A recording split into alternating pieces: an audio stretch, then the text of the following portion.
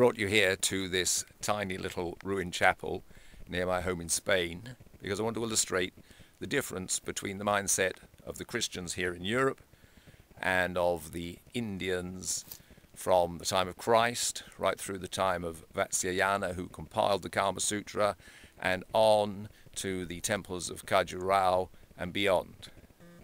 Because this little chapel was built around the same time as those fabulous temples in Khajuraho, 10th, 11th century, something like that.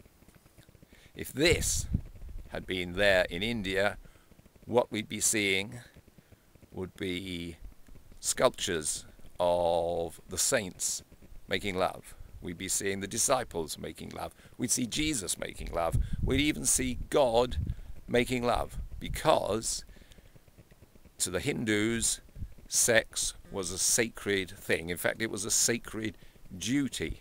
It was one of the obligations of a Hindu in search of moksha, that's to say release from the cycle of death and rebirth. It was sex that held the universe together. Don't confuse the Kama Sutra with tantric sex. Tantric sex is something different. If you'd like to know about tantric sex, you can read about it in my book, Get Intimate with Tantric Sex. But if you'd like to know about the Kama Sutra, then you can discover the truth in my book, Secrets of the Kama Sutra.